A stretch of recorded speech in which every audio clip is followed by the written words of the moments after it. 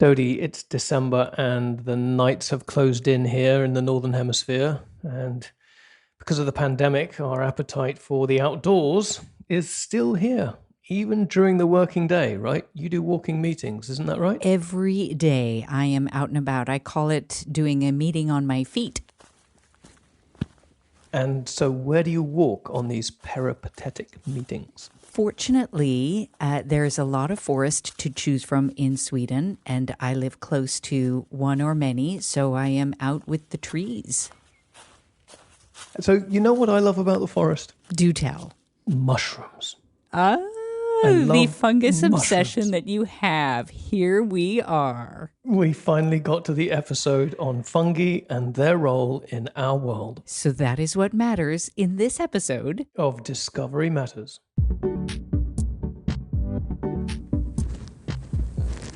I've just picked up on the verge of the path, a couple of runners going past, a waxy little white thing, really quite small.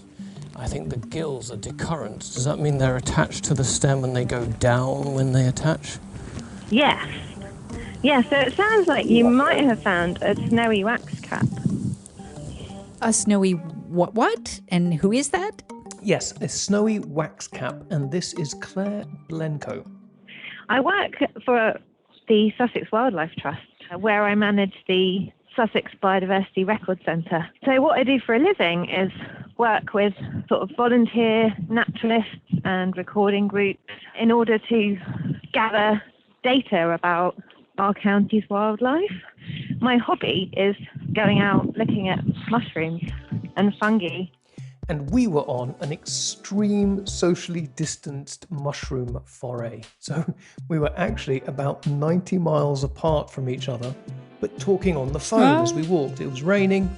It was crazy. That's awesome. So once again, a big sorry for the quality of the audio. I was out there walking in the rain and the woods near my house on the phone, and I'm walking through some woods which are sandwiched between my village and the industrial estate on the edge of the village. And it's a local nature reserve, and these sorts of places are really important bits of our landscape for providing access to green space, which I think we've all really valued during the sort of period that we're in this year. I just walked past some glistening ink caps poking out of a pile of rotting logs. Clare is also the founder of the Mycological book club. Yes, there is a book club for people who everything. love mushrooms. It's brilliant. And that's actually how I stumbled across her. It was fairly near the beginning of the lockdown. I think probably, like a lot of people, I'd found myself trapped in a pattern of constant doom scrolling. Supposing we hit the body with a tremendous, whether it's ultraviolet or just very powerful light. Tonight, killer hornets invading the U.S. and Canada. Asian giant hornets, also known as murder hornets, spotted in Washington state. Fueling ever-increasing levels of anxiety, and I thought, I've got to just stop reading the news. But it felt like a bit of a big step to just get off the internet entirely.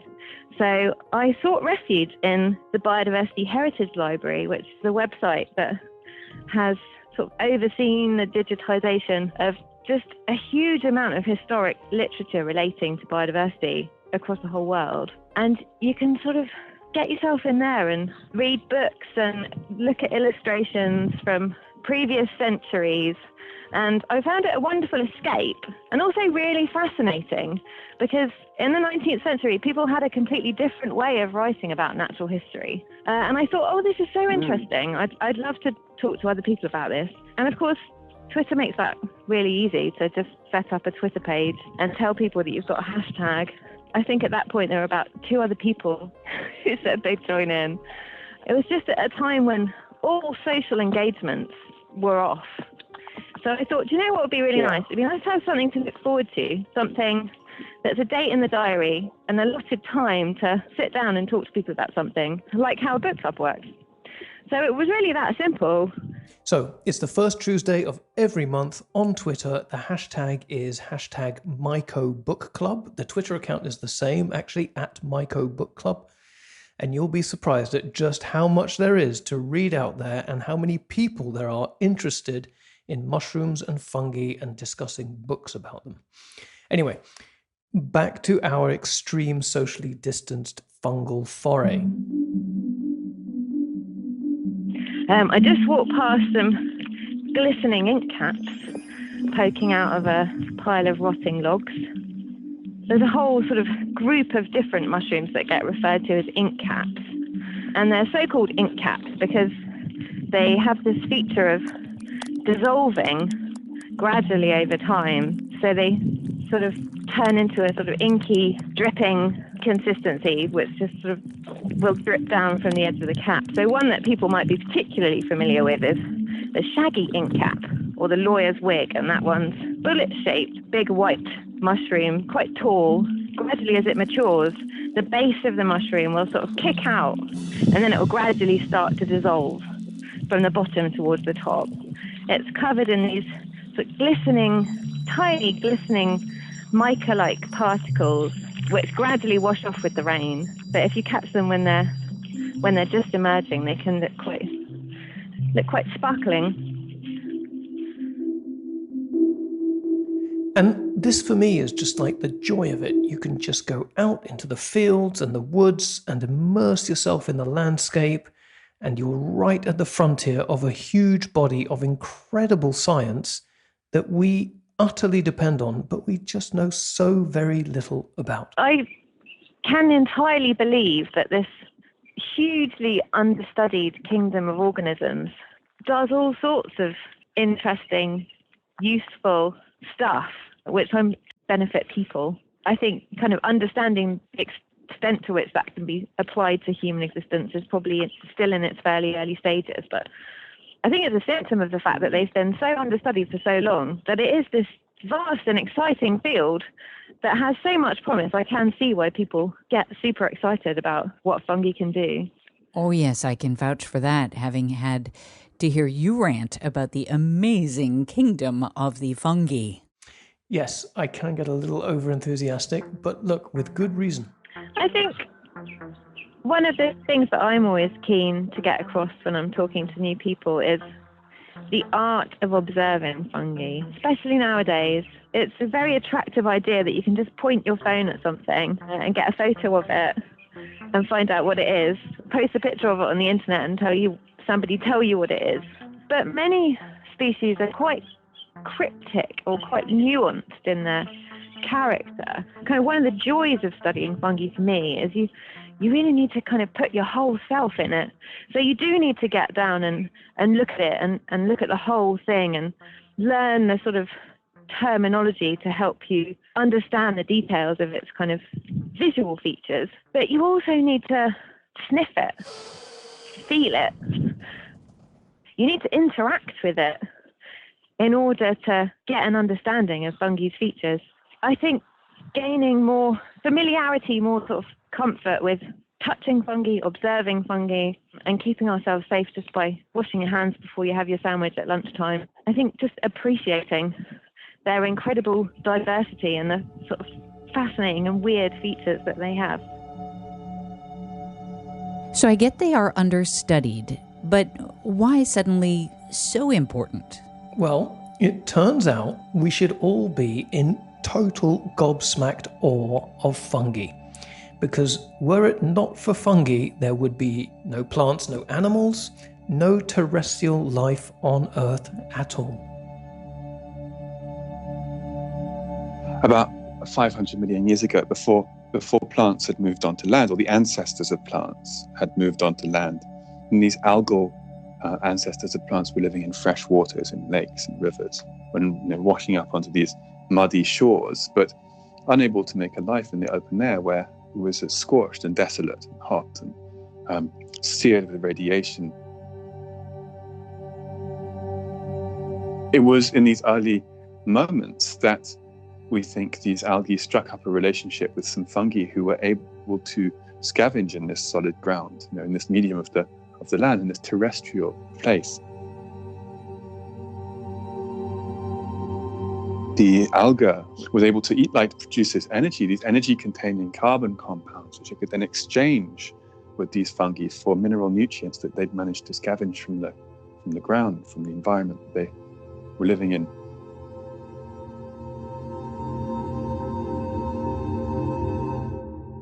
Who is this guy? I'm Merlin Sheldrake. I'm an author and I'm a biologist. Merlin? Like the magician? Yes, and the magic he's entangled with is the magic of mushrooms. Sounds like a... No, we're not doing that joke. No fun. So, Merlin's book is all about fungi and humanity's extraordinary interrelationships with them. Modern plants arise from this relationship, and still to this day 90% of plants depend on these fungi for not just nutrition but also for water, but also for their health. What we think of as plants are really algae that have evolved to farm fungi and fungi that have evolved to farm algae. These fungal relationships are totally fundamental to plants, and of course plants are totally fundamental to life on this planet and make up 80% of the biomass on the planet, and at the base of the food chains that sustain all recognizable life on Earth, including our own.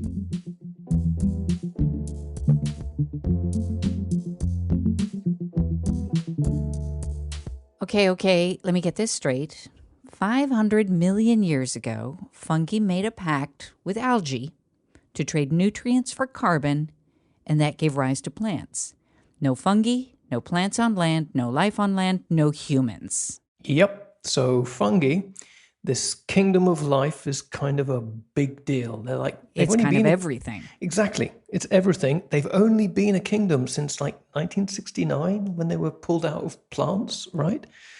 So I wanted to ask Merlin why this like amazing kingdom of organisms, they're not plants, they're more in common with animals. Why has it been so hard for people to study this kingdom compared with, plants, animals, and the other kingdoms, as Claire told us earlier? Physics, you have dark matter and dark energy, this energy and matter that we know nothing about, and yet makes up a huge proportion of the universe. And in the microbial world, fungal and bacteria, and archaeal world, I think of it as dark life. You have people show graphs, and there's large sections of these graphs labeled unknown. These are these life forms that we know exist, we know are there in the world, we know are doing things, we know are ancient, have these long histories. We just can't grow them in our controlled environment. So we have no way to tease apart, using our conventional experimental methods, what exactly is doing what and who's doing what where. So it's just like a mess, right? We can't see what's right under our feet. This is the other thing I love. It's just right there. Even the great heroes of biological science failed when it came to fungi. People haven't known fungi have had this very patchy taxonomic history, and even Linnaeus writes about them, saying that this fungi are a chaos, the chaos fungorum, a scandal of art. No one knows what's a variety and what's a species.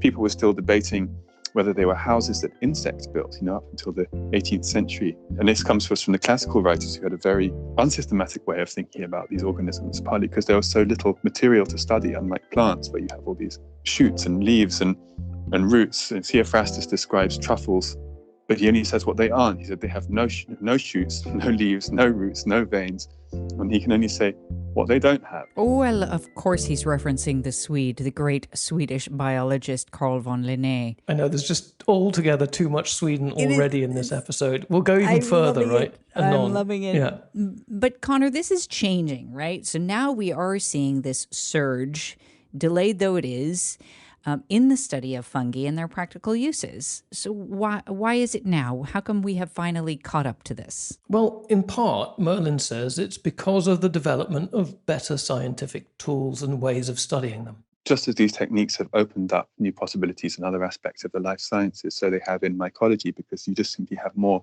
resolution. For example, you can use certain dyes or stains or fluorescent molecules to visualize the flow of materials through fungal networks, and using labeling techniques that allow you to track the flow of labeled isotopes of various molecules, not just through a network, but track them into different DNA of different organisms, so you can work out where in the community these compounds are passing. So this resolution has just increased a huge amount. For example, in the study of mycorrhizal fungi, which form symbiotic relationships with plants, we've learned a lot about their trading habits, the way that plants and fungi trade nutrients with each other. And this has been possible by having these very finely controlled microcosm systems, which use labeled isotopes of phosphorus and carbon and measure the fluxes between these organisms. All this wouldn't have been possible even 30 years ago. Awesome. Okay, so life sciences tools and technologies finally embracing the fungi. That's exactly right. And it's about time. And we've been benefiting from fungi for thousands of years in so many ways, and now especially in health science. So there's medicines, of course, penicillin being the most famous example, produced by a mold, a fungus. Other drugs, less well known, which are still huge, like cyclosporin, which makes organ transplants possible, an immunosuppressant, myrcene, which is a MS drug, multiple sclerosis drug. So drugs are a biggie, all sorts of things. Engineered strains of yeast produce many of the vaccines that we have in circulation. And in food and drink, of course. Alcohol, of course. Ties in with food. We've recruited fungi to break things down for us for a long time. And miso, for example, or making soy sauce, similar process. Alcohol making is even a kind of domesticated decomposition process. We're turning sugar into alcohol with the yeast are turning sugar into alcohol. But there are lots of other things. Citric acid, for example, which is used in all fizzy drinks, is produced by an aspergillus fungus. So that's a huge fungal job that's being done and hiding in plain sight. There's lots of enzymes in industry, from those used to make stonewashed jeans, to those in cheese making, clarified juices.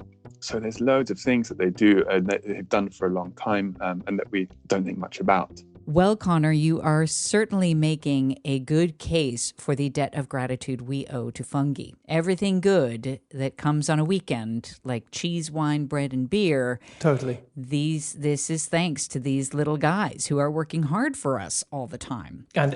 And on the weekday, when we're looking at medicines Right. and the future of medicines, there's fungi all around us there as well. So let's look ahead then. Where is this new understanding of fungi going to take us? So in so many different directions. So it was very hard as I sort of pulled this episode together to stay focused on just one area. So there's real practical uses of fungi where we can put them to work for us. And then there's kind of the more fundamental research going on into understanding not just what these organisms are, but how they are. What is their actual mode of being? And I want to talk about that first, and we can maybe in another episode come back to kind of like the practical uses. Because the mode of being of fungi challenges the very concept of what it means to be an individual. Do you remember when we talked about the microbiome and we learned that we are full of all sorts of other bacteria and fungi and organisms and we're not maybe just a human? Just because it's our body doesn't mean it belongs entirely to us. Exactly. And then Merlin comes up with this concept that actually it challenges the idea of where intelligence comes from. Here he is again. This question of how these decentralized organisms can stay in touch with themselves. One of the things I discuss in the book is the very beginnings of a completely new line of inquiry within the fungal world, which is that of this electrical communication. The work of a biologist called Stefan Olsson, who in Sweden in the 90s. So somehow We're always coming back to Sweden for the mind-blowing facts, right? But look, this is really cool and it explains a lot. So Olsson worked next door to a team of neurobiologists who were using microelectrodes to study moths' brains. He said, can I borrow your microelectrodes that you've got stuck in moth brains? They were studying moth brains and studying the passage of the way that these waves of electrical activity passed along moth neurons. Now, I want you to listen to something. Hang on a second. Can you click that link and just listen to the audio? Yes.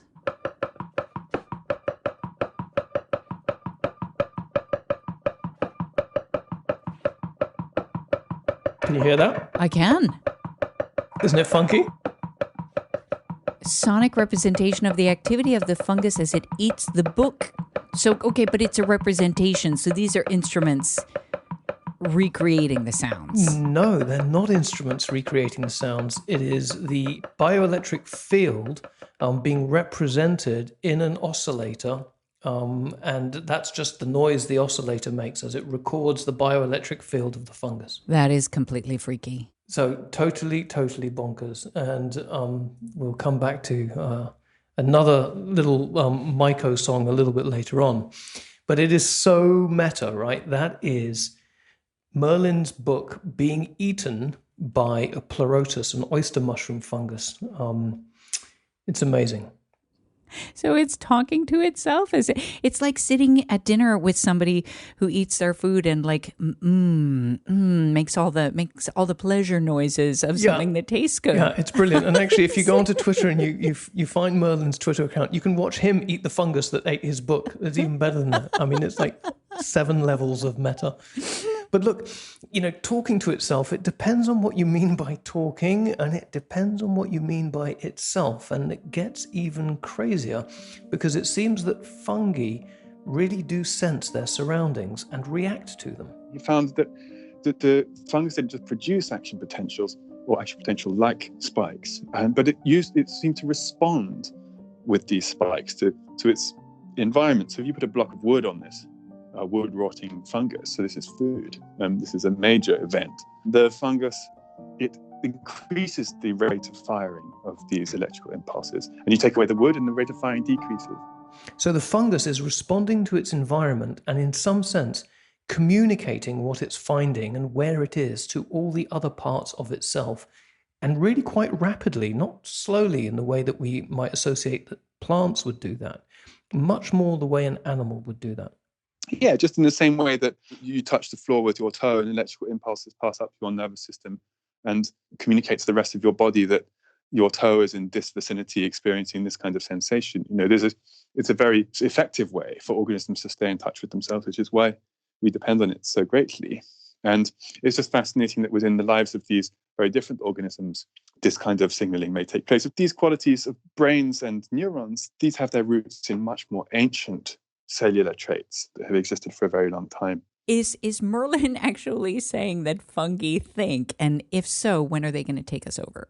Okay, so, I'm never afraid to ask the really big questions on this podcast. So that's exactly what I said. I said, okay, Merlin, so are they conscious? Could we talk to them? What would they say? I mean, who wouldn't want to have a fungi to talk to? See how careful I was? Merlin's a bit more measured, pretty though. Stinky. Yeah. I don't think that consciousness is a trait restricted to humans. To what degree it's not restricted to humans, I'm not sure.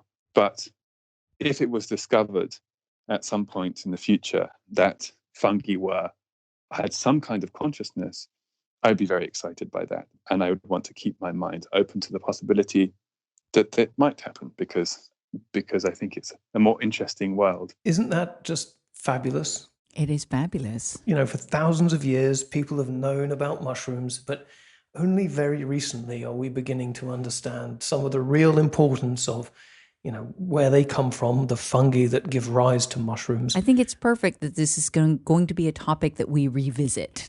We will definitely come back here because there's sustainability, there's medicines at play, there's eco-remediation, there's a lot going on. But we really must finish with the audio from this tweet.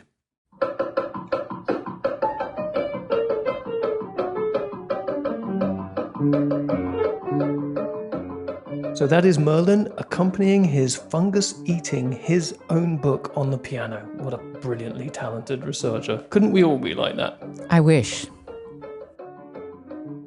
And on that note, thank you for listening to this episode of Discovery Matters. And subscribe wherever you get your podcasts and rate us. That would be grand. Thanks very much. Bye for now.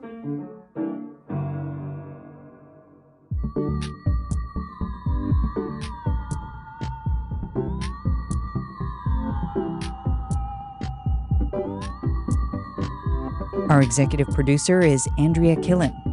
Discovery Matters is produced in collaboration with Soundtelling. Production and music by Thomas Henley.